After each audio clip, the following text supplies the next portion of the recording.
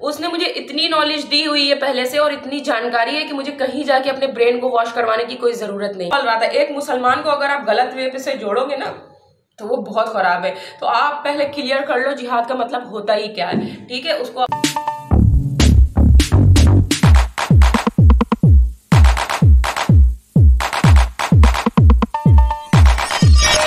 तो hey guys अस्सलाम वालेकुम।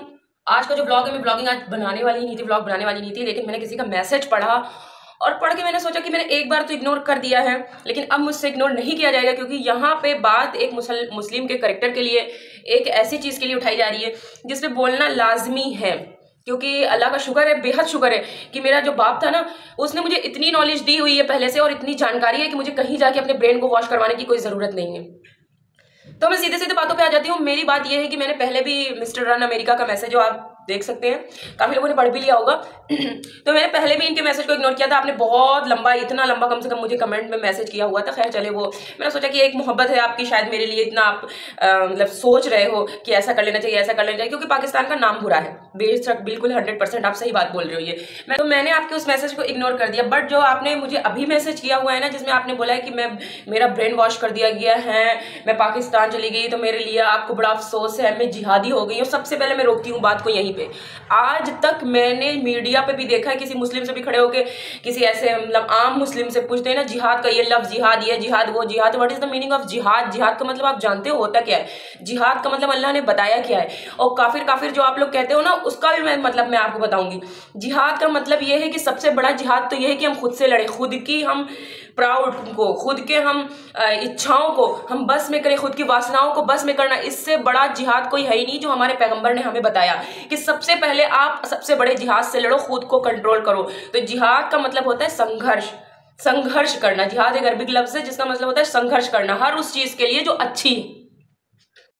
हर बुरी चीज को खत्म करना, अच्छाई को पनपाना एक संघर्ष है, लेकिन उसमें कहीं ऑर्डर नहीं दिया है अल्लाह ने कि आप किसी से लड़े झगड़े, आप जिहाद पे इसको मतलब उतर जाएं, ये करें वो करें। जिहाद का तो मतलब ही अलग कर दिया है। जितनी भी ये ग्रुप्स हैं जो मुसलमान के नाम पे धब्बा हैं, जो जिहाद के नाम पे उल्टे सीधे काम करते हैं, लड़ते हैं, वो असल में मुस्लिम है ही नहीं, वो इस्लाम से खारिज है।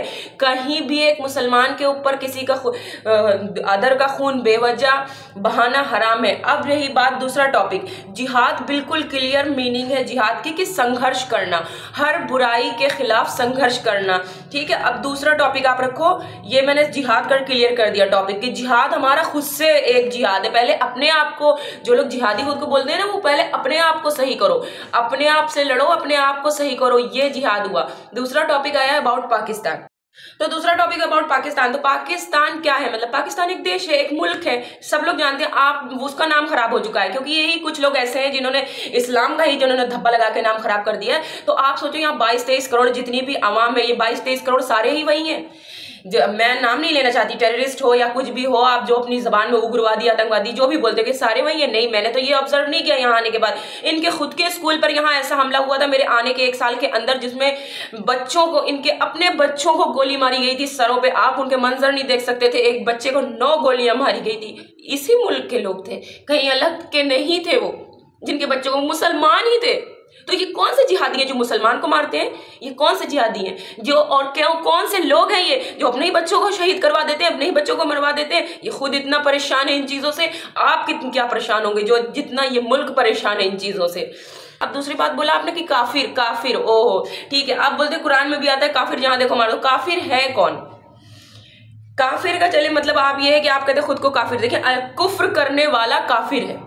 एक बार का मैं वाकया आपको बताती हूँ कि आप देखो, हजरत इब्राहिम अलैहिस्सलाम थे, हमारे पैगंबर थे, जो हमारे नबी करीम सल्लल्लाहु अलैहि वसल्लम से पहले भी आए थे। तो उनकी आदत थी हमेशा दस्तरखान पर मेहमान बुलाकर तभी वो खाना खाते थे। तो उनको क्या हुआ कि एक बार उनके पास कोई मेहमान नहीं था, उन्होंने खाना रोक दिया दस्तरखान पे और कहने लगे कि मैं मेहमान ढूंढ के लाता हूँ। वो गए और पहाड़ों से एक बंदा लेके आए, उससे उन्होंने बोला कि खाओ अल्लाह के नाम पे। उसने कहा मैं तो 70 साल की उम्र से बुतों की पूजा करता आया हूँ, बुतों से मैंने मोहब्बत की है, तो मैं तो अब मरते वक्त बिल्कुल भी ऐसा नहीं करूंगा कि अपने बुतों से बगावत करूं और अल्लाह के नाम पे खा लूं। तो उन्होंने कहा मैं अल्लाह के नाम पे खिला रहा हूं, तो आप जाओ यहाँ से। वो उठ के चले गए।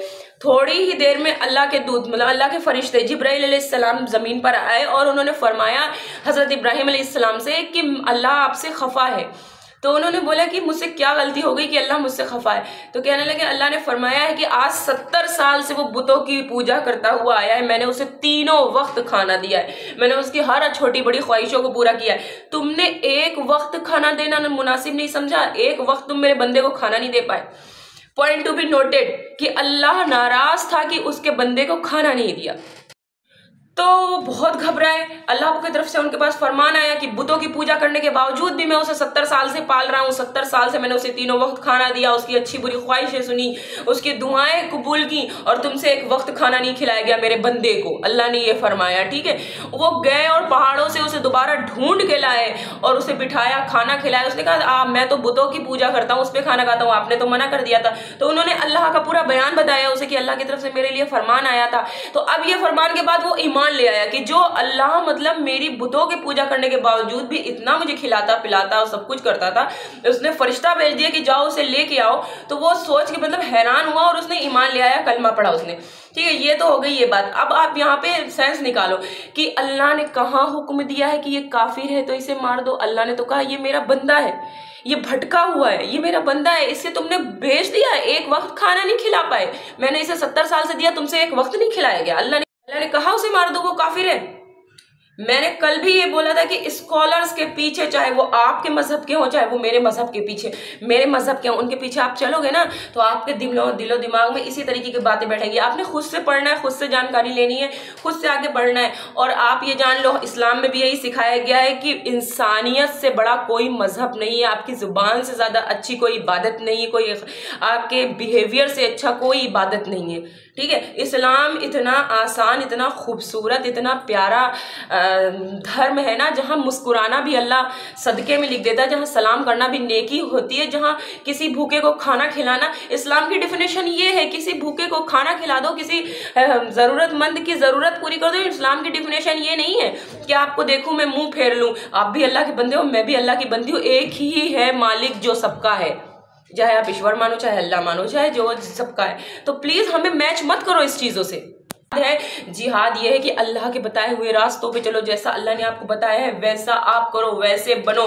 अल्लाह ने तो बताया, इतना कुछ कहा है कि आप जमीन पे भी चल रहे हो ना तो एक चींटी को भी नुकसान ना पहुंचाओ। हम तो फॉलो ही नहीं करते इस्लाम को, हम तो फॉलो ही नहीं करते। हिंदू, मुसलमान, सिख, ईसाई कोई भी हो, सबके लिए हमदर्दी होनी चाहिए। हमारे नबी करीम सल्लल्लाहु अलैहि वसल्लम के पास एक आदमी लाया गया, पकड़ के बोलने लगे कि यह आपके खिलाफ बेहद बोलता है, आपको उल्टा सीधा कहता है, जो चाहे इसका मन हो, गंदी बातें करता है। वो मुस्कुराए और उसको कहा कि एक बार उठा के नजर मेरी तरफ देख लो। उसने कहा शायद आप दुनिया के आखिरी इंसान होगे तब भी मैं आपकी तरफ नहीं देखूंगा। उन्होंने कहा मदीने की तरफ देख लो। कहने लगा शायद मदीना आखिरी गली हो तब भी मैं मदीने को नहीं देखूंगा। बहुत वो कराया, मनाया गया कि देख लो एक नजर उठा के। उसने कहा नहीं, मैं नहीं देखूंगा। तो हमारे नबी करीम सल्लल्लाहु अलैहि वसल्लम मुस्कुराए और उन्होंने अपने बंदों से बोला, जो उसे लेके आए थे उनसे बोला कि इसे बिल्कुल इज्जत के साथ जैसे लेके आए हो वैसे ले जाके इसे वहीं छोड़ आओ। जब उसने ये बात अल्फाज सुने कि मैंने तो इतना कुछ बुरा भला कह लिया और हम ये कौन है जिन्होंने मुझे इतनी इज्जत के साथ वापसी जाने के लिए कहा। क्या वो हमारे नबी को मानता था? क्या इस्लाम को मानता था? क्या वो मुसलमान था? बिल्कुल भी नहीं। देखो फरमान क्या हुआ कि इसे इज्जत के साथ छोड़ के चले आओ। फिर उसने घबरा के उन्हें उठा के नजर देखी कि ये कौन है जो इतना अच्छे सलूक से मुझसे पेश आ रहा है। और जैसे उसकी नजर हमारे नबी के चेहरे पे पड़ी वो ईमान ले आया। उसने कलमा पढ़ लिया कि कौन, मतलब कि इतनी आला शख्सियत कि मैं इतना कुछ कहता था, सब कुछ करता था, लेकिन कोई नुकसान नहीं पहुंचाया। तो कहाँ पे लिखा है, जब उन्होंने ही नुकसान नहीं दिया किसी को, तो कहाँ पे लिखा है कि ये जो है नुकसान जो है हम उनके नाम पे किसी और को पहुंचाए? बिल्कुल नहीं लिखा। हाँ, किसी भी गैर मजहब के खून को बहाना कहीं नहीं लिखा है, कहीं नहीं है। जो चीज आप जोड़ के पढ़ते हो इस्लाम से वो बिल्कुल रॉन्ग है मेरे भाई। आपको कुरान पढ़ो, आप खुद पढ़ो कुरान।